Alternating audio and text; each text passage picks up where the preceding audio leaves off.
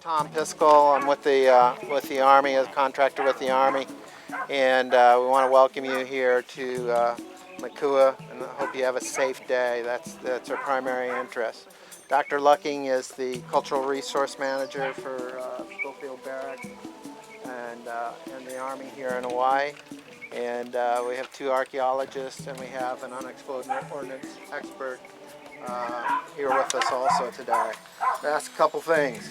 Make sure that you have sun protection, that you have covered shoes, tennis shoes. Also that you can take pictures anywhere downrange. You know, if you want to take pictures, feel free to do that. Also, do not go into the tall grass areas.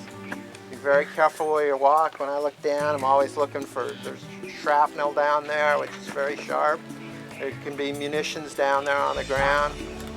Those are items that can really mess you up. And it's important that we kind of stay together, especially when you have a big group going through. And if you have any questions, please don't hesitate to ask us. We'll be with you the entire time through the exercise. The loos, there's one over there. There's one up on top of the hill right here by the building. Any other questions on that? Okay. I know I'll turn it over to Fred now. And again, we'll have a vehicle if there's some problem that somebody needs to be moved off or anything like that. It'll be a problem getting off. Please be safe. Have a great day. Thank you. Thanks for coming, everybody. And Momi, appreciate your class being here. It's always really nice. And other guests from the Waianae area. I'm Fred Dodge, and I'm with Mālama Mākua, as is Leandra Y and Sparky Rodrigues. What we'll be doing is we'll be going around the circle and introducing ourselves. And please tell us where you're from. And if you have any connection with the valley, we'd appreciate knowing what that might be. It's amazing the amount of relatives or people that had relatives that at somewhere or another were connected with this valley or even lived here. And it'd be nice to know, but it's up to you. I got involved with this valley, documenting photographically the fires that took place since the 70s. And then getting involved with what we call the OBOD site. That's the open burn, open detonation site that is no longer there officially, but it still has an effect on where we can go. And we can get into details later. And I think I better stop talking, and Laurie Lucking is, Dr. Lucking is Cultural Resources or Chief Archaeologist for a lot of things all over Hawaii. For the garrison. The garrison has 27 sub-installations on Oahu and the island of Hawaii. So I live in Mililani. I've got 3 kids. 2 of them are at Leeward. Okay, that's Okay. it. Can I ask you Sure. a question? The question was, whose culture? Your culture resources specialist. Okay, what a cultural resources manager does is they make sure the Army stays in compliance with historic preservation law when it comes to what's defined as historic properties. And historic properties are anything that is eligible for the National Register of Historic Places. It can be an archaeological site, a traditional cultural place, a building, a structure, a flagpole, you know, an airplane. So it's the whole range of things that comes under the banner of historic properties. And the Army calls this cultural resources management because it's linked to culture as a whole. It can be military culture, Hawaiian culture, European culture, whatever. So it's a very all-encompassing term, and it's used throughout the federal government. There's natural resources management, cultural resources management. So that's how it's defined. Anything else? I think that does No, it. okay. That was Okay. perfect. Okay. Thank you. What we also do is we'll give a little bit after everybody. Hi, I'm Alton, culture resource specialist. I work for Lori. This is Lola. Oh, Lord. Lola. She was born in Mākua. She's a rescue dog from here, so. Thank you, Alfred. Okay, thank you. Carly. And I'm Carly. I work for Lori. What do you do? Lola's mother. Culture resource There, specialist. let me also mention that Alton and Carly live. You guys still live in Waianae? I know you were raised here. They graduated. They graduated to other Live places. in Evo Evo. now. Eva, they're in Eva, but you guys were raised in Waianae, yeah? Yeah. All My right. parents still live out. Hi, I'm Melissa Burton from Waipahu, and Tiffany Pyler is my daughter, and she's a student for Hawaiian Studies. Okay, so you're here with your daughter. Yeah. And thank you for coming. Thank you. I'm Sparky Rodrigues, member of Mālama Mākua, and I do the video. My name's Nathan. I'm from Salt Lake. My name's Talina. I'm from Mililani. I'm Heather Marie. I live in Aiea. I'm Steve from Wapau. Okay. Bob from Maili. All right. Mike from Eva Beach. Vince from Miley. Lisa from Miley. Mighty guys. I'm Blake from Kapolei. I'm Nisi, I'm his mom from Kapolei. I'm Jamie from Washington State. I'm Heidi from Pearl City. Lisa from Pearl City. Karen from Kemki. I'm Sarah from Waipahu. Chris from Ilo. Sherry from Waianae. Jamie from Aiea. Maka from Waialua. Jim from Maili. Christy, I'm from Makaha. I'm Kela. I'm from Makaha. I'm from Makakilo. Lisa from Makakilo. Karen from Makakilo. Oh, from Makakilo. Honolulu. That's it from my phone. Luan from Kapolei.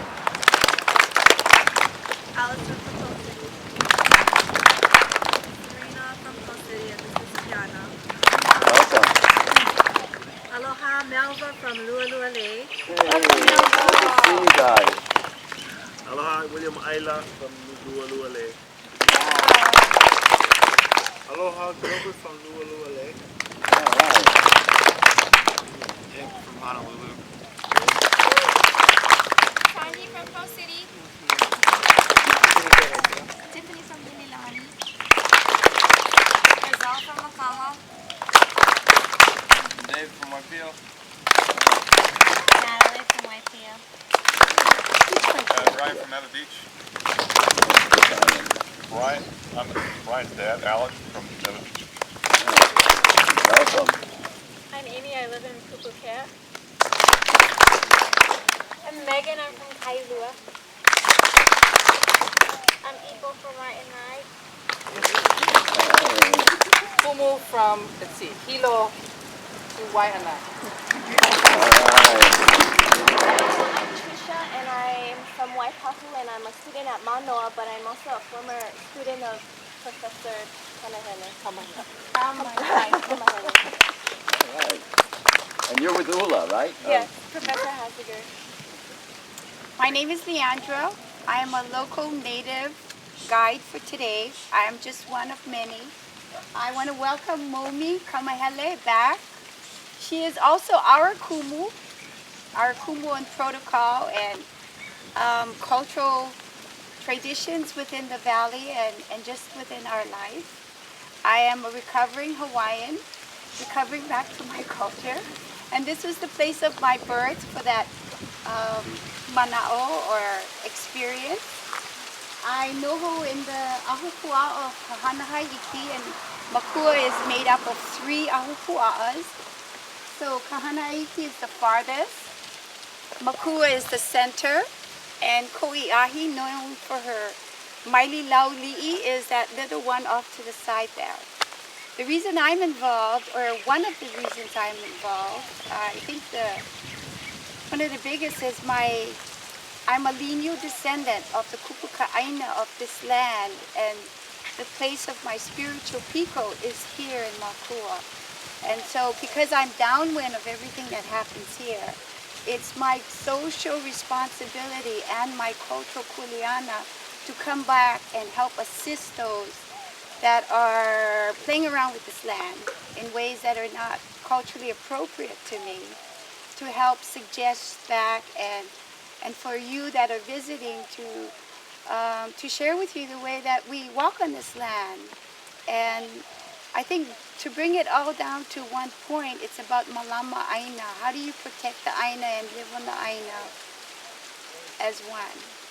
So I don't know what else to say right now, except I'm available for any questions you might have later. And have a great day. Thank you. Very nice. Welcome. So we're going to get started because we're locked into a time restriction. We have to be out by 10, at least done with our cultural access by 10. They were going to cancel this, to give you a little background. They the Army. The Army, yes. The Army was going to cancel us because they're training these unmanned, big, whatever they are. Vehicles that are like model airplanes. Some outfit from America came over here, and but they were also, according to the agreement, they're supposed to tell us, and they didn't tell us to the last minute. And they were going to cancel. We're negotiating, and the compromise was we could come in here between 7 and 10. But I think at this point I'm going to ask William Ayla to please grace us with a pule. Before we pule, I could just have 2 minutes because I want to. Of course. I want to give you a different perspective of the valleys right here. The 3 valleys: Kahana, Haiti, Mākua, Ko'iahi. Before the guys with the fence came here, this was crown land. This was property of Kamehameha III after the Mahele, when we went through the transition of allodial titles to fee simple titles. So begin with that premise. Do not begin with the premise that the Army controls Mākua, because it never did, and one day it won't. That's the perspective that I want you guys to go away with. That there were people here, there were thousands of Hawaiians living in these 3 valleys prior to the arrival of Captain Cook. The archaeological evidence around the whole sweeping arms of all of these valleys are that they're agricultural terraces all the way up to the steepest pali, mostly sweet potato. Back in the valleys where the rainfall was high enough, taro patches, kalo, they're still there. The taro patches are still there. The land commission awards with the rock wall boundaries, still there. You just remove the trees from Ko'iahi. Everything is still there as drawn. So this perspective of the history of Mākua Valley began with the Army. I don't want you guys to buy into that, because that's what they're going to tell you. It began with Native Hawaiians settling in these 3 valleys, growing food, praying, building churches, building trails, building family groups, building a society, having access to the richest fishing grounds on Oahu. That's what this place represents. It doesn't represent training. This is something that came later on in another illegal action When the Japanese bombed Pearl Harbor in 1941, martial law was declared. And this valley was taken over. Or these three valleys, actually from Kaniana Cave all the way around Kaena Point, was taken over by the U.S. military in violation of international laws. Subsequently to the ending of World War II, people took the U.S. government to court for declaring martial law in Hawaii because they didn't have the right to do so. And their own courts, the Supreme Court, ruled that martial law in Hawaii was declared unconstitutional. So if it was declared unconstitutional and that was the vehicle that was used to take the land, what does that say? It says there was a mistake that was made. And so some of us are here, I'm here, to help correct that mistake. At the end of World War II, the presidential appointed governor of Hawaii at the time told the military, "We'd like Mākua back." The generals that were in charge of Hawaii at the time told the civilian person in charge, "You can lease it back to us, or we can just take it out via executive order." So we're not playing on the same field. We're not playing with the same respect. And that continues to today. To today's access. When these guys are supposed to tell us ahead of time about restricting the hours, about the training that's supposed to go on. No more that mutual respect, in spite of what they tell you. They still feel like they can tell us to do whatever we want anytime we want. And this is not a fascist society. We live in a democratic society. So when they tell you that they're your army, how come they don't listen? When you tell them you made a mistake, how do we fix the mistakes? If they're our army. Now, I'm coming out real strong because I just got one letter from the cultural resources people about accessing to certain sites. We told them what we wanted. As a Hawaiian, as a practicing Hawaiian, I need to get to the site so I can take ho'okupu, so that I can honor my ancestors. If the rock fell down from the wall, to honor my ancestors, I gotta be able to pick up that rock and put them in the wall. Just what? I got one letter saying I cannot do that. So how the hell am I supposed to conduct my culture? How the hell am I supposed to honor my ancestors when I get these guys telling me you can't? You guys think about that. I come to your house and I tell you, you know what? The tile wall that fell down, you cannot fix them. It's not right. It's not right that they have sites cleared, that we made agreement to have the sites cleared so we could have access, so we could take you to site 45, 46, so we can show you a heiau that's in the valley, that's down below, so we can show you cultural sites that are attached to the heiau. Because when you build a church, you don't only have a church, you get a place for the minister, you get a lunchroom, you get a parking lot, you get the administrative offices. It's not just a pile of rocks. So when Laurie talks about what the Army is doing to protect these cultural sites for cultural practitioners, and I get one letter that says, I can't go put the rock back in a wall, we're not on the same page, yeah? So I want you guys to have that perspective, because that's reality. That's what we're dealing with every time we cross that red gate over there. Somebody trying to tell me how I should behave culturally. Somebody who's telling me I cannot put the rock back in the wall because they're protecting the cultural sites for practitioners. So the anger that you hear in my voice is because this letter is bullshit.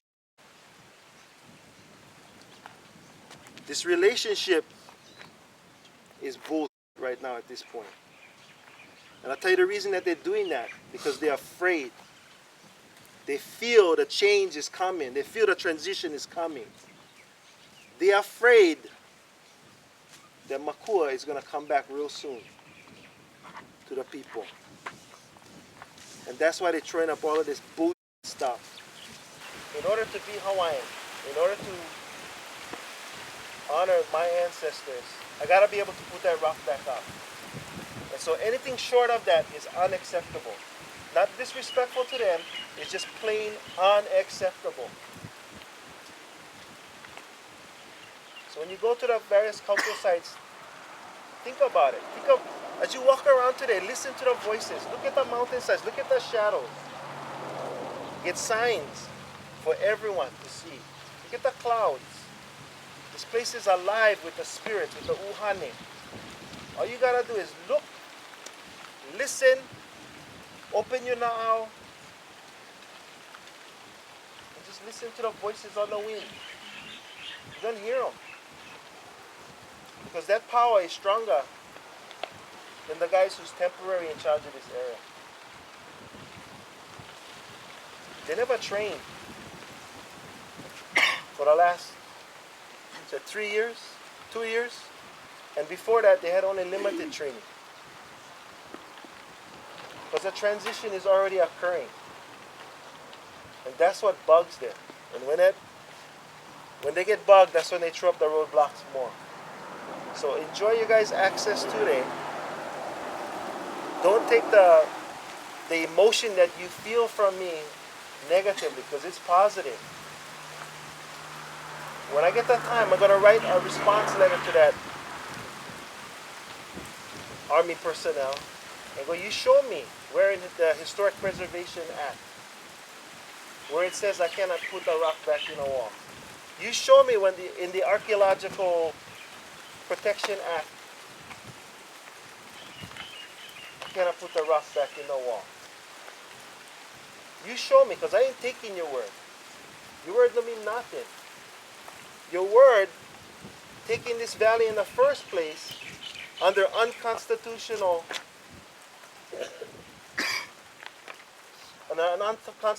concept, and then holding it now, and then you add that to the layer of, you know, when they took the valley back, when they took the valley in 1941 and 42, the people that was living here did not want to move. Okay, so in your minds, picture trucks showing up, picture a squad of people getting out of their trucks in green uniforms with their guns drawn and telling the people, you get 1 hour for load all of your stuff in the back of the truck, because you're moving now at gunpoint. And we're going to put you on the other side of that mountain over there, and 6 months after the war, you can come back. Okay. Can anybody tell me when World War II ended? 1946. What year is it now? 2007. The war ended. 6 months over. Why do people cannot come back?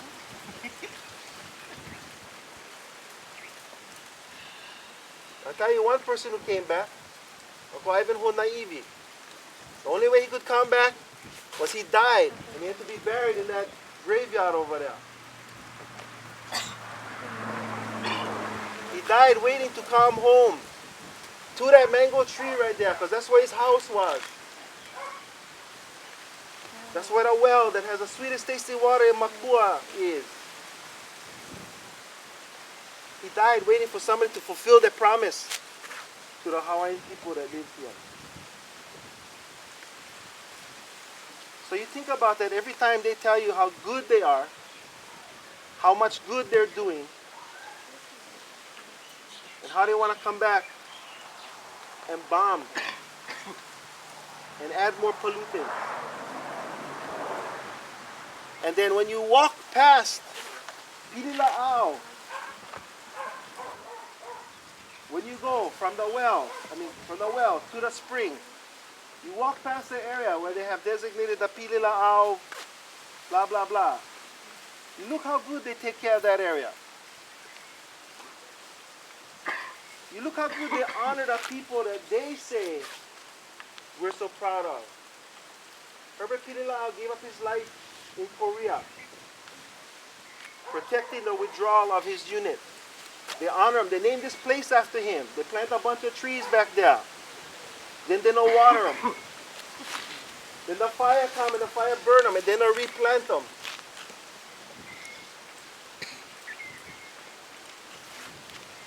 That's not honor. That's dishonor. When you stop people from putting the rocks back on the wall that it fell down from, that's dishonor. So we have no choice. There are those of us who continue to be here who are labeled as activists, who are labeled as troublemakers, who are labeled as misfits. But we have no choice.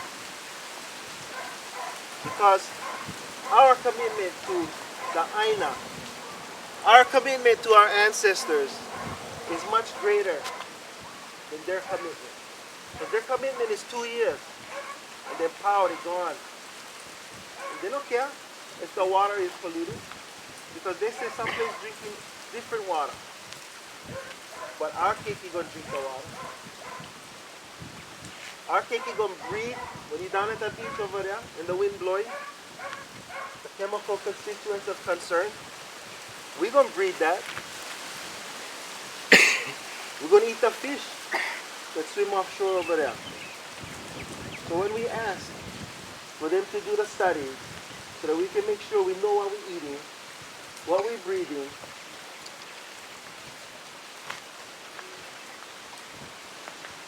it's just trying to make things kono.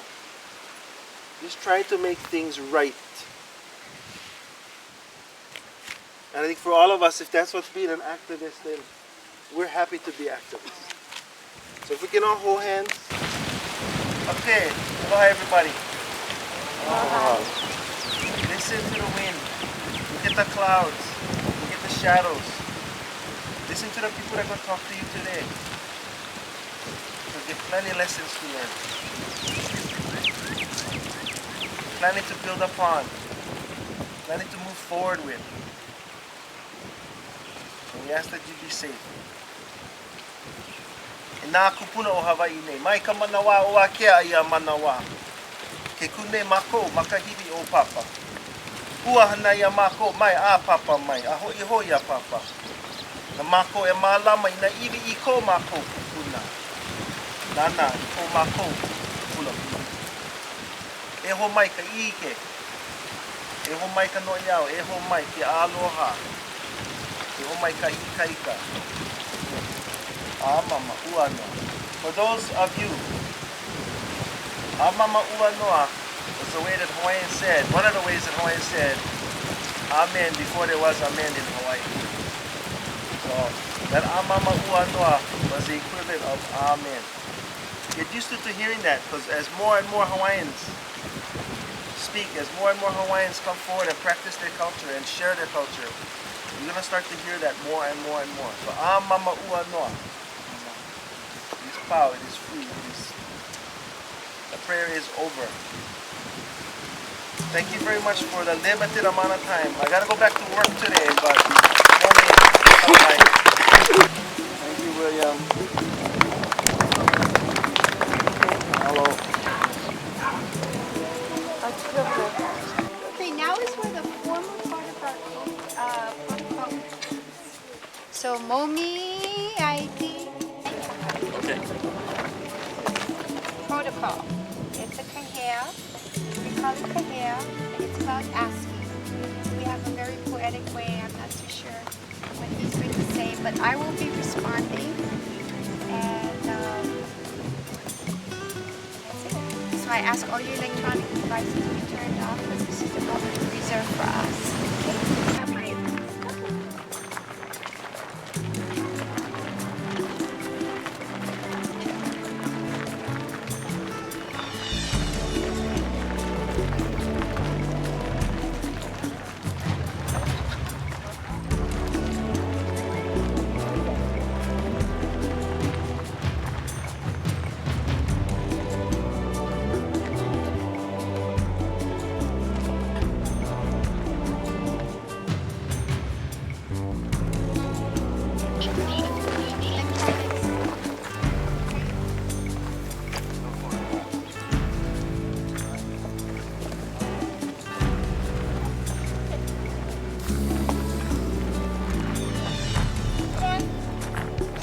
Class picture. Where is my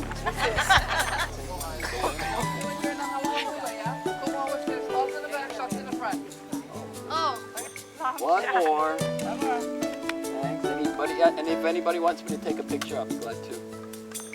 And I'll take this off so Leandra doesn't have to tell me.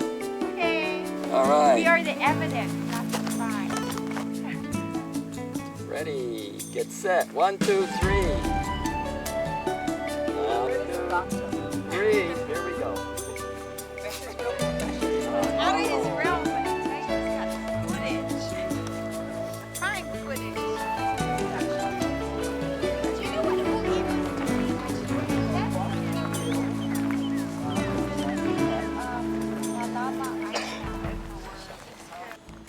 Okay, we're going to head across where the red truck is, and then go down where the man stands. This place is called Mākua Valley. When I first came here, Oahu, I got more and more curious. One day, it was when the general got me here and the press got me here, and they took something I said out of context. It was in that moment I had an epiphany. This was Kumuaku Pioheau. And where we stand right now is on the south face of that heiau. And the reason they couldn't see it, because in Waianae, we don't have similar looking structures as the Big Island. And I asked myself, well, why is this? Well, if I thought way back then in the 1800s, before the military got here, well, to get the freeway through, they had to break a 100-foot face off Kaniana Cave off, which meant before that face came off, travel to here was kind of dangerous and scary because you had to go down to the ocean part and then come back up. So very few people came. They had to have a good reason. We didn't just go because we wanted to adventure. You know, they had to be a part of this place. And so I started to get more and more excited. A little piece of history kind of just popped up. And then through some of the other stories that I had read, our ancestry here in Mākua would have been linked to Kauai or Wailua. It turns out we have trails. And when I stood here one day, I saw the way these figures were lined up. Then I realized our kopuna was telling me about an alahele that was within the valley that went to the other side.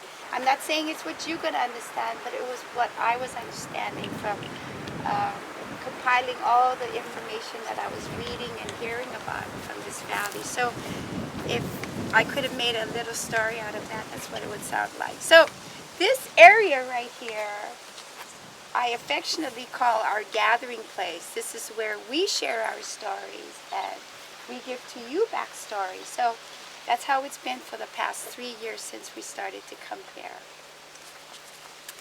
Okay? And it's become weathered since the canopy has disappeared through the fires and gradual pruning by the military to make it safe for us to walk in here. They've taken the ground down about a foot so that there's no bombs because they know we really like it. It's really important to us. And this is also a good vantage place to look out there and I can share another story that right beyond there on the military range, you'll see square houses. From here it looks like black things up there on the flats. And they found 12 imu. And they excavated 3 of them and the carbon dated to the time of 1250. So in Mākua we say 500 years BC. And BC in Mākua means before Cook arrived. Okay, not before Christ. We already knew about Christ way before we got here, or way before the missionaries got here. So for us, the time mark is before Cook. So we've had people here for a long time, before the military even arrived. And nobody can really put a figure on, like a number on that. But I asked our kumu, we share the same kumu momi, that what could have happened to all these people, especially 12 imu in just one spot? Surely there must have been more because the archaeological evidence surrounds the whole valley. And she reminded me that there was a time of the plagues. I mean, not plagues, but diseases like measles and chickenpox and whatever. And for a moment it hit me. Wow. A lot of them just died here, I'm sure they didn't run away. They probably couldn't.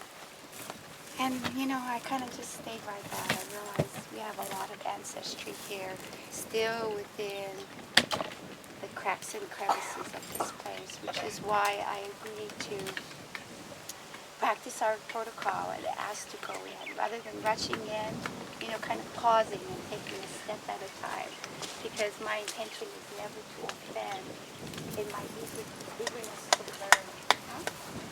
So if you have any questions, Fred always wants me to tell you about this other puhaku, which our kupuna mentioned that there were 3. The third one, and that might be it up there, but we're not really sure. Our kupuna said that there were 3 puhaku like this, and everybody's looking for it right now. But the one behind here is really just as big, and it has indentations. You guys want to see just a little bit? Because this is important. Yeah. I believe that this was used to make pa'akai, which is salt. Crystal salt, you call it rock salt. And our kumu also, because she's a kumu of history, gave us a little bit of trivia. That in the 1800s, when the gold rush in California was going on, this is one bit, that our sweet potato that was grown here, because it's really hot and perfect for sweet potatoes, because it lives on dew, it doesn't need a watering hose. Our biggest potatoes were sent, our crops were sent to California to feed those people. And also, the travelers that were on the big ships and stuff prized our salt. So I'm not saying all the salt came from here, but a good bit of the salt came from here, yeah? And I think maybe this was personal use for the heiau, but we have reefs on the ocean side that are kind of polluted today, but I believe in the olden days, they had big, big sinkholes of salt. And the area that Ila was talking about, our Kilila'au Park, is right at the end of this area, and that's where the ulu trees and the niu trees and the other native food trees were planted in honor of this man. As private? No. Was it private? Yeah. First class? I think Yes. it was, yeah. Kilila'au. We keep wanting to plant it, but they haven't yet said we can do it. Okay? But if I pass on and you guys continue to come back to Mākua, that's one of the things that our kupuna asked us to do, is take care of these things that honor our people. And also make sure that the water is kept safe. How many of you, I don't know, this has always been a great curiosity of me as to why, kumu ako opio, let's start with that. What could it mean? What could it mean? And a Hawaiian speaker came in here and said, literally it means the source looking to the opio, but in times things change and huli over, where the opio, maybe back then it was the opio looking to the source. And I believe the source is water because we're surrounded by water here. Bubbling springs here, and a visible spring on the outside where we're going next, and a well of the sweetest waters here. So I just assume, I could be wrong, and if any of you know different, you come back and tell me, but until then, I'll always assume that the source was water here, or the honoree was water. So in this time, I believe it's the source, the resource, looking to us, the opio, to take care of it. And that's why I think we're so crazily wanting to protect the water here and make sure it's clean. So all of our kids can live and be raised and come for spiritual retreats or just like surf and fish down in the lower lands without worrying about what we're taking into our bodies that can cause fancy cancers today, yeah? Because I'm telling you, water is just not limited to where you see it. we have underground springs, and they all travel to the ocean out there. And I know for sure because I've swam across these springs out in the ocean. I'm not akamai as how to capture that water, but you know, I'm sure other people can, and we'll be using that one day. And I just wanted to make sure that we had a good handle on how safe that water was. Yeah. So, any questions? Fred, do you have anything to add? You may have covered this. Yeah, Yeah, that's good. I'm glad you did. One of our kupuna, Uncle Walter Kamana, said that although this is on a slant now, he remembers it in his childhood being on top like a flat. table, you know? So you could put the seawater in there, let it evaporate, and create salt. Pa'akai. Just thought I'd clarify. Oh, you know, I see that and I never think to share that. Like this would spill all away. We'd get nothing, right? I'm sorry. No problem. Yes, some of these are bullet holes, although the military shares that they never fired here. But I know for a fact the maneuver corridor, which is where they walk through to begin their practicing up valley, is right in here, and it crosses over and it goes up through the gully. So, you know, guys, when they're walking, they just shoot at everything, right? And that's what all that red stuff too is, right? Well, No, this is rust. that's iron in the thing. All this black is soot. One of the people who I guess kind of have geology background had said that some of the pukas here are where this well it gives birth to these. You'll see, like here's right. Here's a rock. Someday it's going to give birth and come out. But the pukas that are smaller with white rings, probably bullet. It's different than. So now this pohaku in this area is protected by the military's law with their soldiers never to trespass. Even bullets is trespassing, yeah? They used to put concertina wire around all these sites. And I know it's really dangerous because one day I got caught in it. First my dress, and while taking that out, it started to go up. Pretty soon they had to get rid of all of it because they knew you folks were coming and you weren't as careful as I was, clumsy. I mean, you know, but they didn't want us to get hurt, so they just removed that. One thing they don't want us to do is touch it, and I really don't want to have it touched because some of these look out of whack, like looks odd shapes.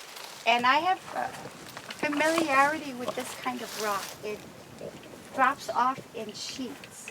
So it's believed that when it dropped off and it obliterated something, what somebody did was just etch right over a new image, right? Or maybe even the same. So we want to preserve it for as long as we can for as many people in the future as we possibly can. So we're asked not to touch it. No, hey, it's okay. Our kupuna just calls to us to touch, you know? But we have to show some restraint for this period of time. I'll tell you why. The real reason behind that is the military is looking for a reason to prohibit us from accessing the sites. And we don't want to give them a reason. There's a timeline for who, this is what the archaeologist said. The stick figures go from 800 to 1100s, approximately. And the more chiseled features, like this one right here, you see where the muscle starts coming into our eyelids? That's from about the 1100s to 1400s. And the big circle with the white thing is present day. Coalition of kumuhulas that are gathering together, and one of the things they do is take care of our cultural rites. And also laka, which is the foliage up there, and the hula. And so they bring like good mana'o to us public that's not aware as to how to behave, how to take care so it can last forever. The organization that is our mentor here in Mākua, they help mentor us on how to behave and how to use our native tongue. and how, just how to behave. As part of their target. And as you're walking up, all of the stone walls or dividers or whatever it was, and it didn't matter when it was put up, all the Makai facing parts of the walls have bullet holes in them. And on the flat up there, there's a huge pohaku with a ki'i on it, aiha'a style, because this is also part of the lua training and shared ohana with Wailua. So the lua training was on this side. So the military said, hey, yeah, right on. Hawaiians train militarily. We're training. Difference is you cannot see their footprints. And they didn't leave opala behind. So what you're standing on, the lead shot that was first fired in the first training exercise is still here, going into our environment. All of the chemicals that they use as explosives, the constituents that make that up, changes us genetically. So at what point do our children, and in 10 generations, what will our offspring look like if we're exposed to this kind of environment? Offshore, they've got chemical weapons dumps, tons of stuff. Over the hill, on the other side of Ka'ala, is Schofield training. So we're downwind of all of that activity. So even though the bomb has either blown up or not blown up, that chemical residue is still there. Like New Year's, you burn the firecracker and you got stuff all over. You can feel it on your skin. You breathe it. It's the same thing. So Waianae has been downwind for the last 70 years and exposed to that kinds of things. So high levels of skin. If you talk to Fred about the health impacts of Waianae, because he's a physician out here, asthma, skin rashes, diabetes, cancers, I don't know. Does that contribute to it? Everybody says it's a high-risk lifestyle. So what does that mean? Living in an environment that's exposed to all of these kinds of high risk. Anyway, just wanted to share as you're walking through and imagine what this place was like with people living here. All the trees and green, you see alien species. There are natives out there, but they're very, very hard to find. And if you watch the movie Hawaii, this is where the village was. The stream used to flow. And if you look in the background of some of the scenes in Hawaii, because the ship was anchored right offshore, the trees were 50 to 60 feet tall. What kind were they? I don't know. But you look around and there's nothing here that represents the native environment that may have existed here. In the imo Leandra was talking about when they did the carbon dating, the wood that they used in the imo wasn't kiawe because that was imported. This is an alien species. What they used was a'ali'i. So what does kalua pig taste like using a'ali'i? I don't know. You cannot find a'ali'i here. You can't. Well, there's a few trees or shrubs, but not to the point where we can actually use it for an imo. So all of the natives, the low-lying or the dry forest that was here doesn't exist. The water that was here, the plants that would have called that water isn't here anymore. So what's one of the goals is that maybe when we get it back, turn it into like a learning center. How do you clean up this kind of contamination? How do you make it safe? Even if it takes generations, how do you make it safe for us to use it in a traditional cultural way? How do we reforest it with the natives that used to grow here? How do we make it so that the rain comes down and nurtures not only the land but the people that use it? So just a thought as you're walking through, how do you fit into all of these things? What role do you play in your community in making it safe?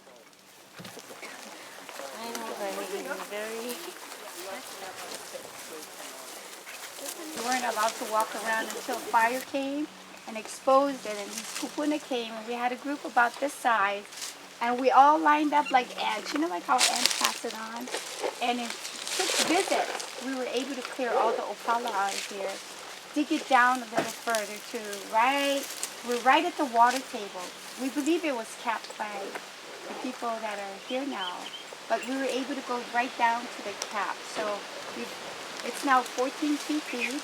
The water table on this land, right in this area, is between 14 and 20 feet. So when it gets really wet here for several days at a time, it just torrential rain, this will fill up with water about like that much. But it'll sink back when it's dry, yeah? So at that time in the past, it used to always be thought it was Mr. Reliable. And I don't really know his name. The name was not given to us.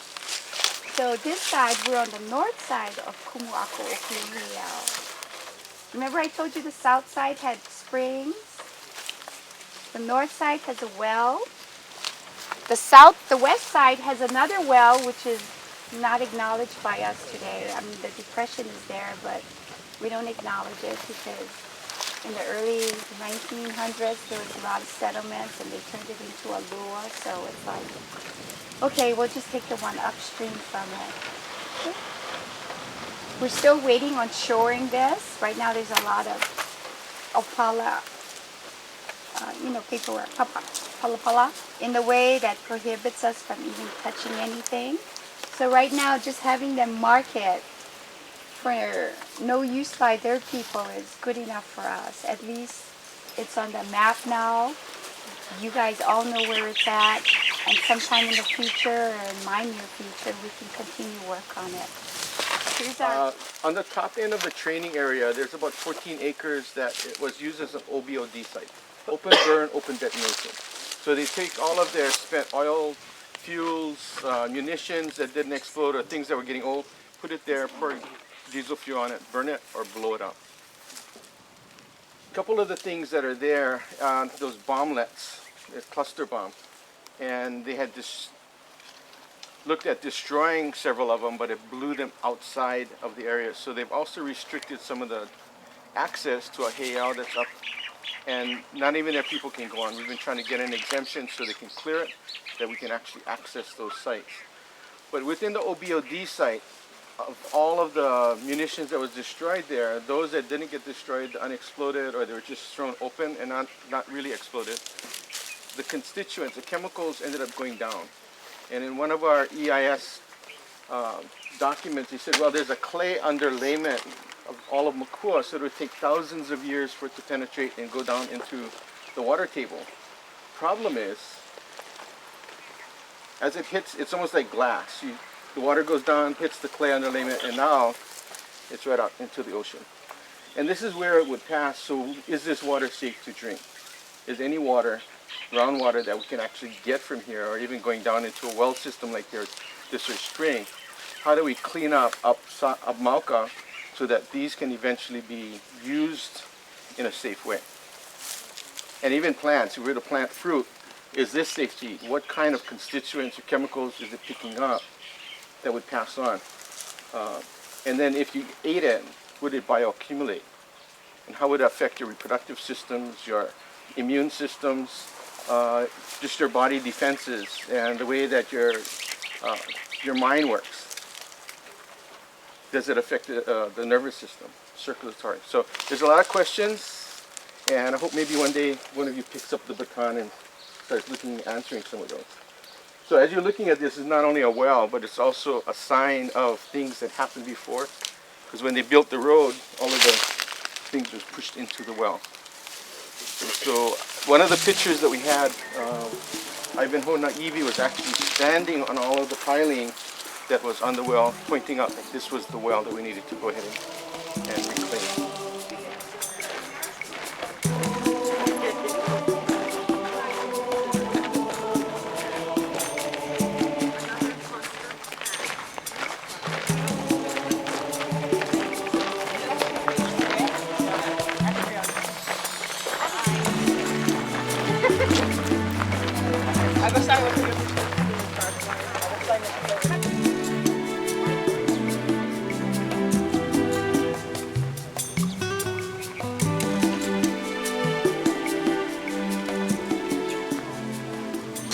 This is all downstream.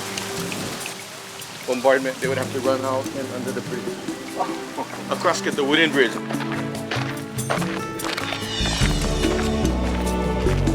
I could give it to our resource scientists to check for whatever there was in it, so we would know one way or the other.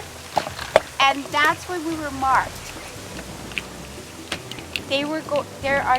they're saving this information and saying that Mālama Mākua, or we Mālama Mākua, are illegally cultivating kalo. And I was like so offended. They just knocked the wind out of me. You know, something you do with passion and what is your responsibility is being turned against me, right? And so they always told us that they were saving all of this for us, but I don't think they mean us. I think they mean the paper book us, yeah? But anyhow, this is what we have so far. And for loving this area, I may have to go to court or jail. I don't think so, but that's what they're saying. I think they want to scare us into not touching this land. But you know what it's like to be out here. It's so hot, and whenever you see water, you get so happy. Yeah, that's how I feel. I want all of you to go take a look, and when you come out, I want you to take a piece of all this grass and leaves and bring it out with you and put it on the side there. It's the only way we're able to work here, to keep it visible. We all have to take. But there's water. That.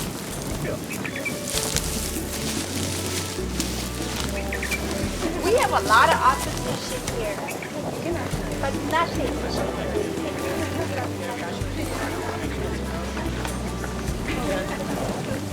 All these things, this whole area has been gone over with all kinds of metal detectors and nothing is found. Right here. Yeah, right there. No, actually, these make good mulch.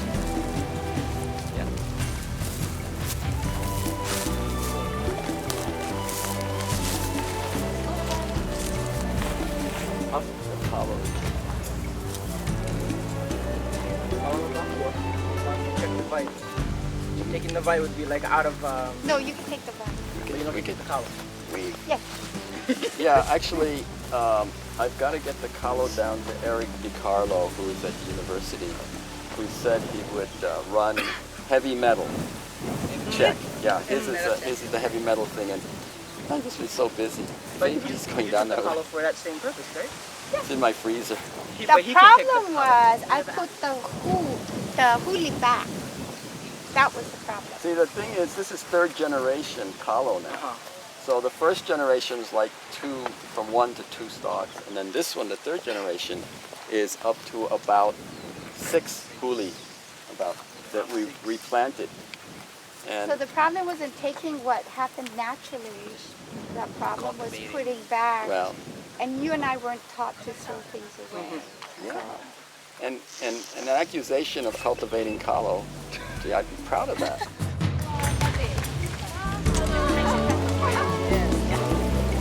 Kalo po mo.